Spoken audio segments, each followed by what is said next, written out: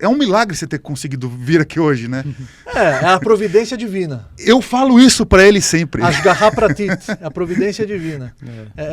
A gente está chegando, por exemplo, na festa de Purim, que é... O Hitler não foi o primeiro a querer exterminar o povo judeu. O Haman, que ele era vizir real do rei da Pérsia, Assuero, Ahasverosh, eles decretaram o extermínio físico do povo judeu. A rainha Esther que nos salvou. Só que a Megilat Esther, que aliás eu estou gravando aulas especiais, conteúdos exclusivos na nossa Academy, que a gente vai lançar em breve, Rav Sani Academy, eu mostro como a leitura da carta de Esther, do livro de Esther, a olho nu, Guru, parece uma série de coincidências, né? Acasos. Ele escolheu ela virou rainha, e ele passou lá bem na hora que eles estavam tramando assassinar. Quer dizer, parece uma série de coincidências. Mas olhando, quer dizer, Megilat Esther, o livro de Esther, Megillah vem da raiz Gilui, revelação. Esther vem da raiz Seter, segredo. A gente está revelando os segredos. Por detrás das linhas, a gente consegue ver claramente a mão do Todo-Poderoso articulando para que as coisas aconteçam da maneira que elas devem acontecer. Então nada é por acaso. Se eu estou aqui na tua frente hoje, tem um motivo. E eu já sei qual é. Mas e o livre-arbítrio? Vamos entrar naquele tema que a gente estava discutindo? Vamos, interessante. Eu e o Guru, a gente ficou numa discussão. O grande guru. O grande guru. Isso é o grande guru. Aliás, o guru não pode cortar o cabelo. É verdade. Essa é a identidade do guru. Tem que fazer o logo do guru. Eu e o Guru, a gente estava tentando entender do ponto de vista espiritual, tá? Vamos tentar chegar ao fundo nesse negócio. Claro. O Guru tem uma interpretação do caso do Monark. Vamos lá, Guru. Bom, a minha interpretação sobre esse caso é que o Monark praticamente bolou isso dentro da cabeça dele de uma forma inconsciente para ele acabar saindo do flow, e eu acredito que é uma loucura, é um pensamento meu. O que você pode dizer sobre... Ignorância sobre o tema. Influências negativas, talvez, tudo de pessoas. É uma série de fatores. Mas a pessoa precisa amadurecer e arcar, porque é crime. Não, sim. Sim. É crime. Apoiar o nazismo no Brasil claro, é crime. Quanto a isso, a gente... Não, mas a gente quer... Então a responsabilidade por essa ação, ela foi corretíssima de ser aplicada a pena. Agora, igual eu escrevi no meu artigo, que foi para o jornal hoje de Brasília, e o meu post oficial sobre o caso. Eu conheço o Flow, eu sei que eles não são nazistas. Sim. E sim, foi o exemplo mais... absurdo. Horrível. E infeliz que poderia se utilizar na história para tentar defender liberdade de expressão. Liberdade de expressão, ela é ok, mas não quando se trata de nazismo. Como é que eu vou dar espaço para o debate para uma pessoa que vai subir no poder e vai me exterminar? Sim. Isso não é liberdade de expressão. Então respeito o teu ponto de vista, mas não é uma viagem muito grande. Ele articulou para sair. Não isso.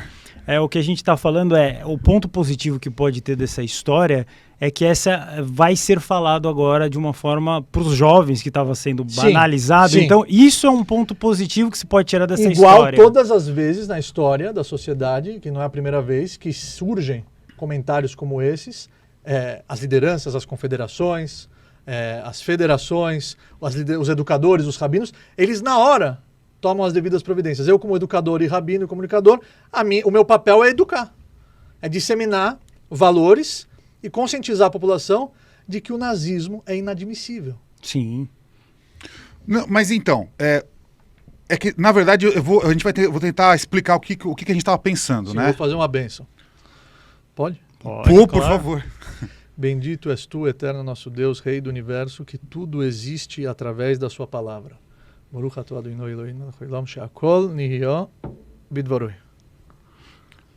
Muito obrigado, querido Rabino, pela bênção. Tá servido a água?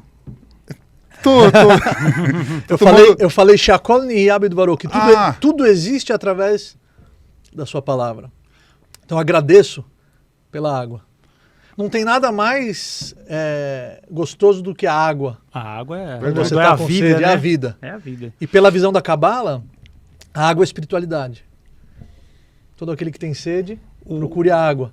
E a água é a Torá. O que talvez o Alê não conseguiu colocar, que ficou confuso, Sim, vamos lá. é a questão de como será que o monarca conseguiu chegar nisso, isso que a gente queria entender. A gente tá tentando... Será que era uma missão dele para explicar para as pessoas? Trazer o tema. Trazer o tema. Do ponto de vista espiritual. É difícil a gente tangibilizar. É porque a gente fala disso todo dia aqui. E as pessoas mandam e-mails loucos pra gente, que você nem imagina. Mas não só ele. Tudo que acontece de negativo deve ser utilizado como um exemplo para que esse erro não se repita. Isso. Tudo. Não só esse episódio, qualquer episódio. Nós precisamos abrir os nossos olhos para que essas catástrofes que já aconteceram, se aconteceu uma vez, pode acontecer de novo. O meu bisavô era alemão. Meu sobrenome é Sonnenreich. Sonnenreich. Verdade, eu tinha reparado nisso. Sonnen é sol, Reich é reinado. Sim. Reinado do sol.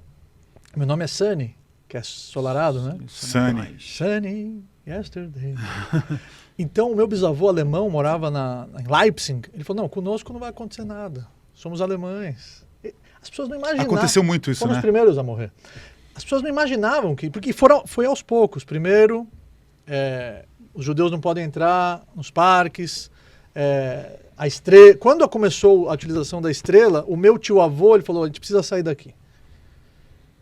E aí meu bisavô falou, não, com a gente não vai acontecer nada. Eu lutei pela Alemanha na Primeira Guerra Mundial. Eu lutei. Meu tio-avô, olha, vocês querem ficar? Eu vou embora. Ele atravessou a fronteira a pé, junto com um amigo que ajudou ele com um carrinho de mão, jogou mercúrio para mostrar que ele precisava ser recebido por um médico, ele precisava de atendimento hospitalar. Eles atravessam ele a pé, ele passa do lado de uma banca de jornal, ele vê uma revista, ele vê lá uma paisagem, uma praia, ele falou, é para lá que eu vou. Eram as praias do Brasil. Chega aqui sem falar o idioma, começa a vender gravatas nas casas de jogo. Tua gravata tá suja? Toma essa. Lavava suja, vendia no dia seguinte. E aí começou a juntar dinheiro para trazer o meu bisavô, minha bisavó, meu avô e minhas tias-avós. Ele foi até a sede do Palácio do Governo falar com Oswaldo Aranha. Oswaldo Aranha deu os vistos. Ele se ajoelhou nas pernas do Oswaldo Aranha, implorando pelos vistos.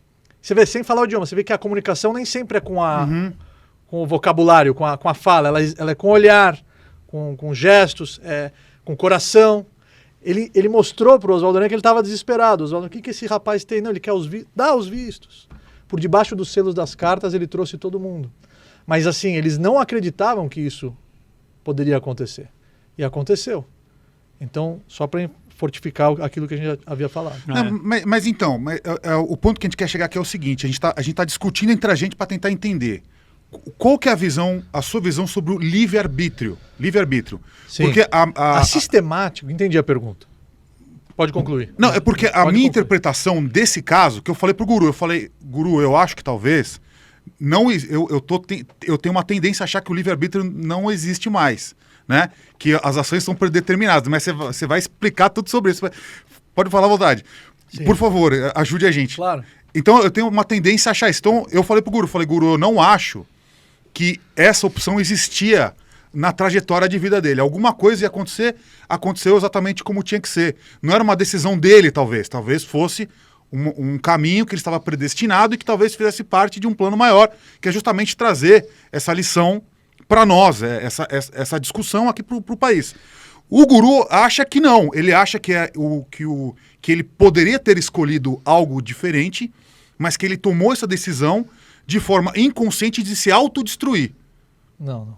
Eu vou explicar o conceito do livre-arbítrio para que a gente... Por que existe o livre-arbítrio? Por que o ser humano foi criado? Por que nascemos? Por que estamos aqui? De onde viemos? Para onde vamos? Qual é o propósito disso tudo? É exatamente isso. O nosso programa é exatamente isso. Os anjos não têm livre-arbítrio. Eles não têm outra escolha a não ser fazer o bem. A bondade infinita, o eterno, o Criador, é a bondade. Essa bondade, ela quer colocar em prática com as outras criaturas, que somos nós, que fomos criados com o único objetivo, ter prazer da proximidade com Ele. Uhum. Só que esse prazer, ele só é um prazer absoluto quando ele é fruto do seu esforço. Quando ele é fruto do seu mérito. E só existe meritocracia, só existe mérito quando você tem a opção de não fazer, você tem a opção de fazer o mal e você optou pelo bem. Você tem uma vontade até que te puxa para o mal, escolhas erradas, e você tem uma outra força interior que te dá totais condições para vencer, superar e abrir mão do que é mais confortável em prol do que é certo. Então, o livre-arbítrio ele faz parte do plano divino para que exista mérito.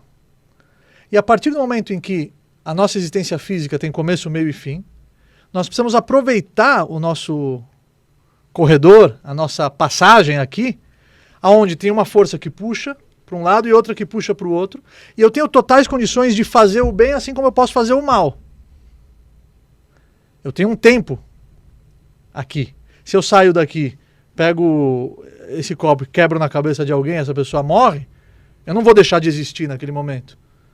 Mas eu optei por fazer aquilo, assim como eu posso sair daqui e ajudar uma pessoa que está passando mal, levar ela no pronto atendimento também, parar tudo que eu estou fazendo e me engajar para ajudar ela. Então o livre-arbítrio, a Bechirá Hofshit, né, na Kabbalah a gente usa esse termo, você tem a escolha, ela faz parte da meritocracia que precisa existir para que você, depois de 120 anos bem vividos aqui na Terra, colha os frutos daquilo que você mesmo plantou. Quem se sente melhor? Você que criou esse cenário sozinho, junto com o guru, e cada item aqui eu tenho certeza que você tem um carinho especial, porque só você sabe o que você precisou fazer para conseguir, para organizar e para viabilizar. Tudo isso aqui te dá muito mais prazer do que alguém que aluga. Sei lá, hoje em dia tem coworking de podcast, você aluga por hora, sai, depois se acabou o teu, vem outro, é sempre o mesmo cenário. Isso aqui te dá mais prazer, por quê? Porque foi você que se esforçou, foi lá, batalhou, organizou e está usufruindo de algo fruto do seu próprio esforço. Então o Zohar, que é a obra máxima da Kabbalah, ele escreve um conceito chamado Nahama de Kisufa, que é o pão da vergonha. Então, para que não seja um pão vergonhoso, que a gente recebe tudo gratuitamente, o mundo inteiro foi criado, a existência física, o cenário está pronto, o livre-arbítrio, e cada um deve sempre buscar o conhecimento para acertar mais do que errar. E quando errar, aprender com os erros. E quando errar, se arrepender. Então, o cenário, ele existe nesse formato exatamente para que a gente possa viver da melhor maneira possível e alcançar a plenitude, que é a conexão com o Criador, por mérito próprio. Deu para entender? É muito profundo, porque são conceitos da Kabbalah, mas é basicamente isso. Não, a gente quer o profundo. Dessa maneira você entende por que o livre-arbítrio é importante. Entendi. Por que ele faz parte da nossa existência física. E como que você explica, ou poderia explicar, por exemplo, a sincronicidade de fatos e acontecimentos que a gente tem ao longo da nossa vida? Sinais. Sim. Sinais. Quanto mais méritos você tem, mais sinais você vai receber, porque o pai, se a casa está pegando fogo, ele vai acordar o filho. Acorda! Acorda! O filho volta para o lado e dorme. Ele vai chacoalhar, beliscar. Se ele não está acordando, ele vai dar uma tapa na cara para ele acordar, porque senão ele vai ficar no incêndio. Então, quanto mais méritos você tem, mais sinais, e aí você precisa ter maturidade e conhecimento para perceber os sinais celestiais, digamos assim.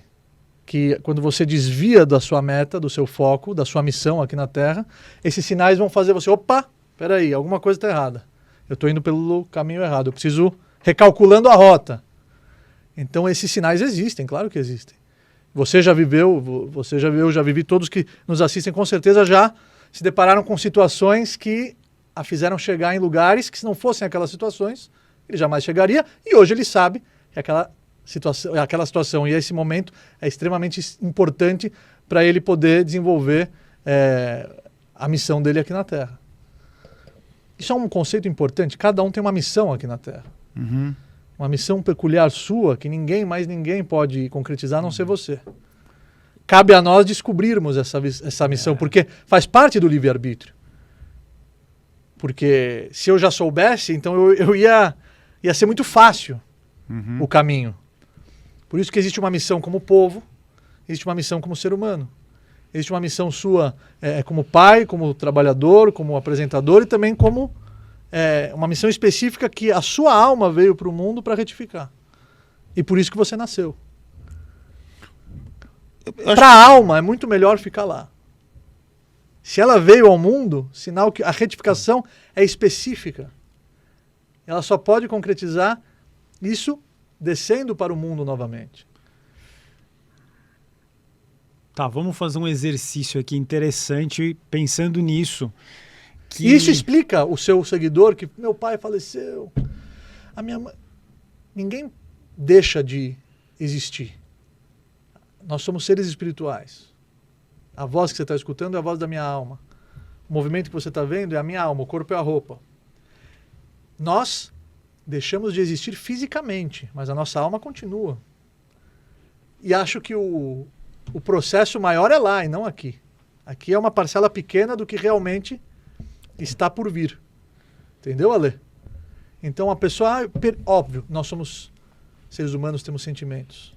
Você entra num trem, você entra num avião, você faz amizade com a pessoa, mas aí tem uma escala, ela sai e você fica. Mas espera aí, para onde ela foi? Não, ela embarcou já com a intenção de descer ali.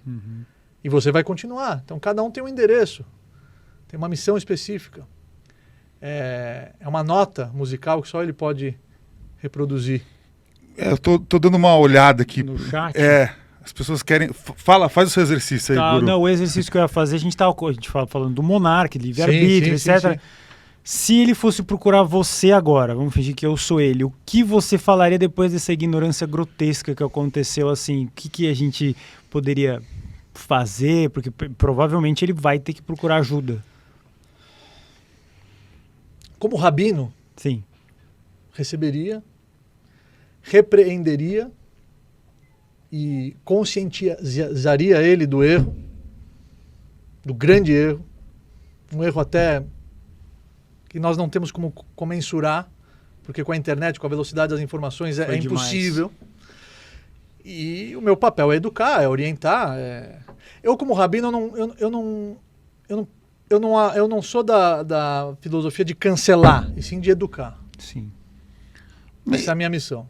Mas então, vamos entender assim, do ponto de vista de caminho de vida, todo mundo passa por grandes provações e dificuldades, né? A gente recebeu um representante interessante aqui da religião de Ifá. Ele falou o seguinte, que nada na vida é verdadeiramente ruim ou negativo.